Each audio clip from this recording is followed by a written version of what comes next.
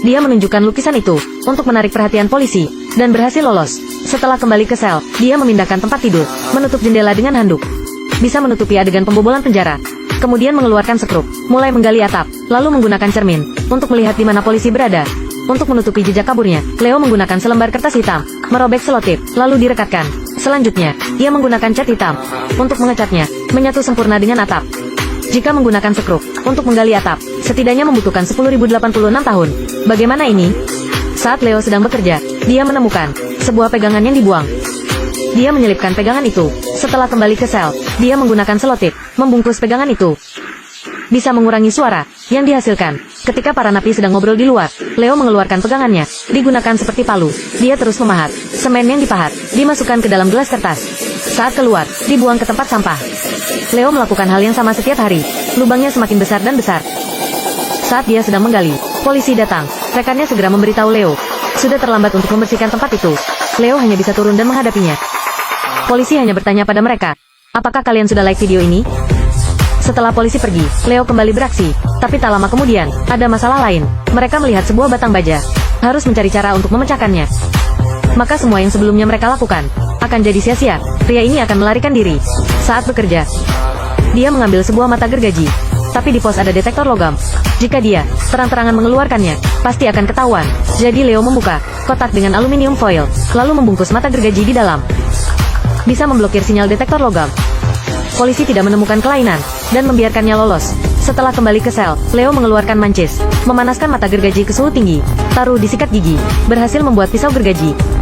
Dengan barang itu, semua jadi mudah. Jika pisau sudah tidak tajam, panaskan kembali dengan suhu tinggi. Berulang kali dilakukan.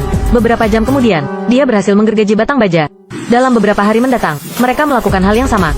Menggali lubang di atap, tapi masih terlalu lambat. Leo melihat sebuah palu.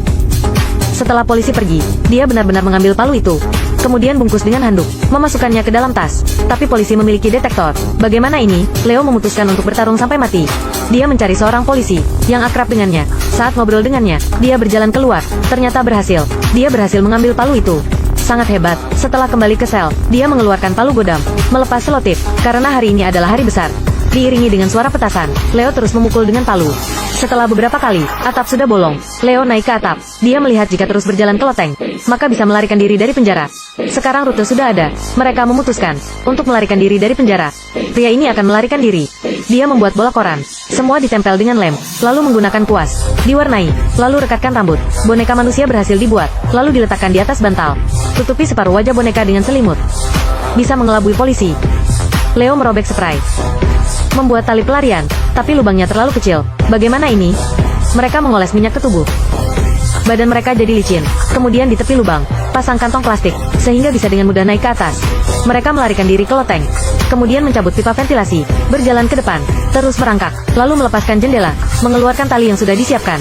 Salah satu ujungnya diikatkan ke tangga, ujung satunya lagi dilempar ke bawah. Leo menuruni tali, sedikit demi sedikit, namun, di tengah jalan, tangannya licin, dan membuat Na jatuh. Kaki dan tangan kanannya, semuanya patah. Tapi dia tidak menyerah. Dia meminta teman satu selnya untuk melepaskan tali itu, dan diikatkan ke kakinya. Dengan menahan rasa sakit, mereka berhasil melarikan diri dari penjara. Saat polisi datang untuk berkeliling, melihat mereka berdua belum bangun, dia membuka sel, dan melihat boneka palsu di dalamnya. Segera bunyikan alarm. Semua anggota polisi diberangkatkan, tapi Leo dan teman selnya sudah kabur ke hutan, menatap mentari yang telah lama hilang. Adalah sesuatu yang tidak pernah dia bayangkan. Belum sempat menikmatinya, dari atas langit, terdengar suara helikopter. Mereka terus melarikan diri, dan menemukan mobil kosong. Mereka masuk untuk beristirahat, karena pelarian yang lama, dan lukanya. Leo sudah kelelahan, tapi pada saat ini, terdengar suara helikopter lagi. Polisi menerima laporan. Mereka terlihat sedang menyeberang jalan, masuk ke dalam hutan. Mereka segera mengenakan pakaian, membalut lukanya, terus melarikan diri. Mereka berjalan melewati hutan, berjalan di sepanjang sungai. Mereka tiba di tempat parkir di kaki gunung. Mereka melihat sebuah mobil yang terparkir. Mereka memutuskan untuk mencurinya, karena dengan mobil itu, mereka baru bisa melarikan diri lebih jauh. Setelah pemiliknya pergi, rekannya lari, duduk di kursi pengemudi, menyalakan mesin, melarikan diri dengan Leo. Sebelum mereka melarikan diri, polisi sudah menerima laporan. Mereka pun segera ditemukan. Mereka masih ingin terus kabur, tapi langsung dikepung polisi, di depan dan belakang. Mereka sudah tidak bisa kabur.